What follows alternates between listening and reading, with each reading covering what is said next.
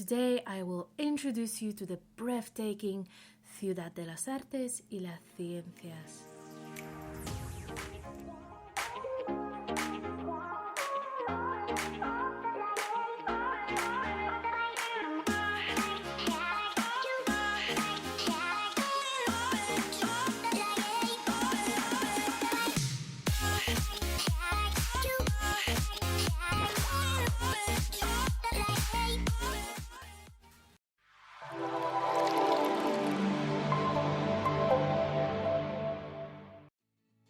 So, before I get to describing the specific parts of this futuristic complex, I think it would be worth it to learn a little bit about the history of this place.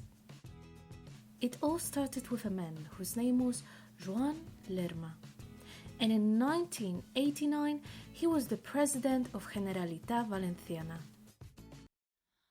One day he decided to go to Paris to enjoy some beautiful views of Eiffel Tower and eat some croissants. So as he was enjoying his trip, suddenly it hit him. He saw the city of science that was there right before his eyes. Oh, I need something like this in my city too. Then he went back to Valencia and decided to contact Antonio Tedros, who, well, is an amazing architect. And then he was like, so can you do the same thing here that they have in France, but like make it cooler, please? And Antonio Tedros was like, yeah, sure, no problem, just give me like 556,000 euros and we should be fine.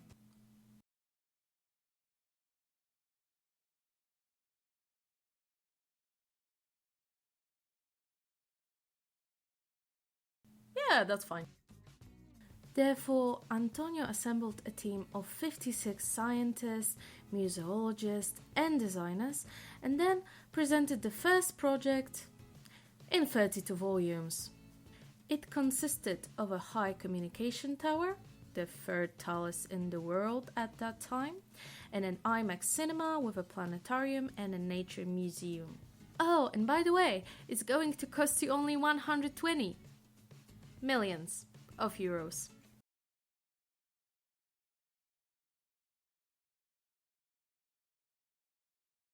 Yeah, that's fine.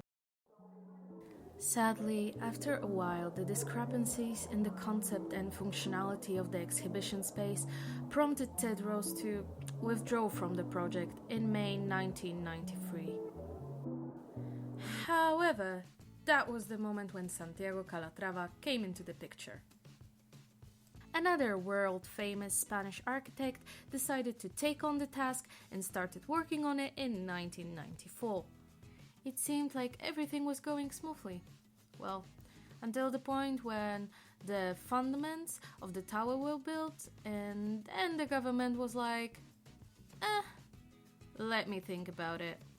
Then a lot of changing, mixing and rearranging happened because they tried to come up with a perfect project. Thankfully, at the end, Santiago Calatrava came with the final result that consists of the Opera House, the IMAX cinema, the Umbraco Garden, the museum, and Agora, which serves as an event holding space. The construction could finally continue in 1997 with a small addition of oceanographic created by two other engineers, Alberto Domingo and Carlos Lazaro. And now that we finally have all the history out of the way, let's get to the real deal. Palau de les Arts, Reina Sofia. The stately opera house in Valencia, as I previously mentioned, was designed by a world-class Spanish architect, Santiago Calatrava.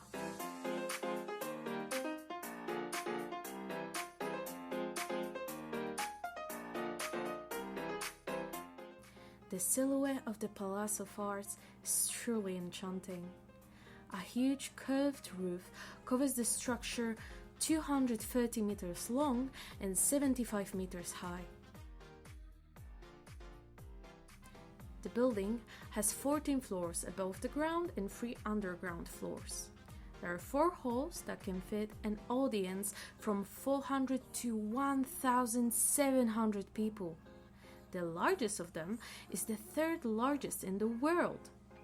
The building, apart from concert halls, also fits backstages, changing rooms, restaurants, and many others.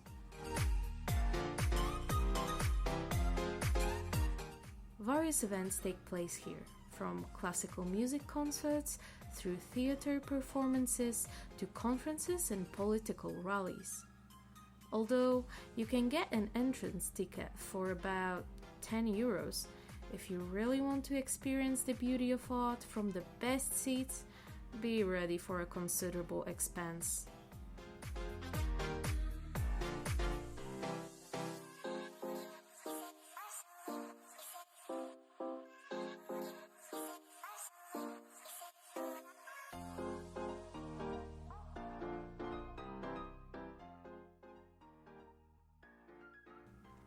Hemispheric. The facility was the first building to be opened in Ciudad de las Artes y las Ciencias. Its shape was supposed to resemble an eye. It was also built according to the design of Santiago Calatrava. The building houses a cinema room with a planetarium. Here you can watch short films on science, technology, and nature. They are shown in IMAX Dome and Cinema Digital 3D formats.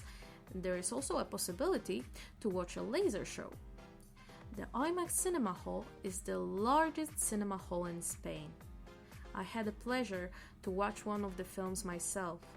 For foreign visitors, they are dispensable translating audio devices, and trust me, it's worth to experience a show with your own eyes.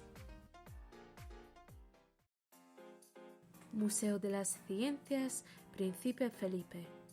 The motto of this museum is, "It's forbidden not to touch, feel, or think." Museo de las Ciencias Príncipe Felipe is a modern interactive museum that reveals the secrets of new technologies to visitors, introducing various fields of science and the natural environment problems.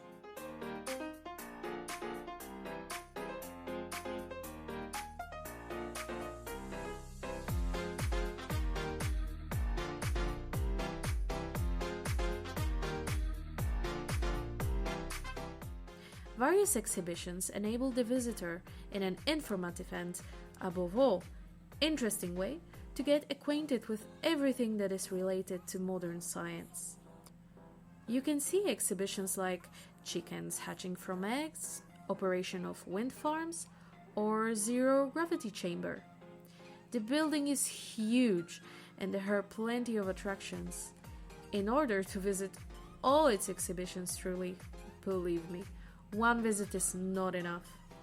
Friendly to all ages.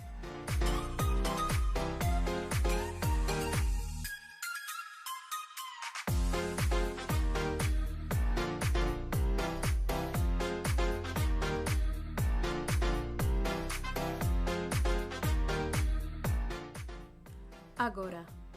Agora is a versatile space that allows to organize various events. It is a metal structure about 88 meters long and 66 meters wide. The large internal space was created as a covered public square with an open plan.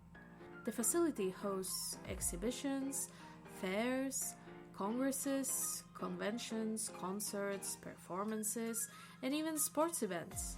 The Valencia Open 500 tennis tournament, one of the most important international sports meetings, was successfully held in this building. Umbraco, a building designed as a vast viewing point that also has an exhibition area. From here you can see all the buildings of Ciudad de las Artes y las Ciencias, lakes, paths, and gardens. The open work structure of the building conceals vegetation typical of the Mediterranean region, the density of Valencia and tropical countries. Umbraco has an exhibition area with an interesting collection of sculptures by contemporary artists of international renown.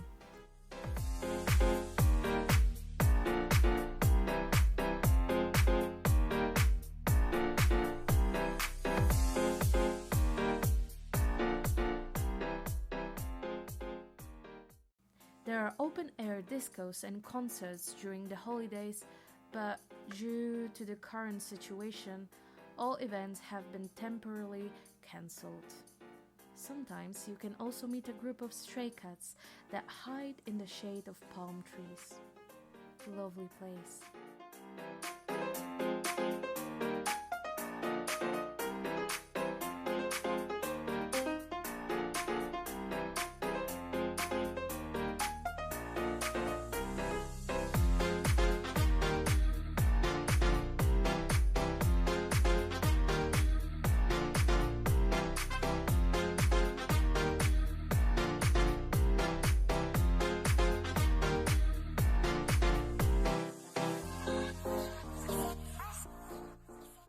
Oceanográfico is also a part of the complex.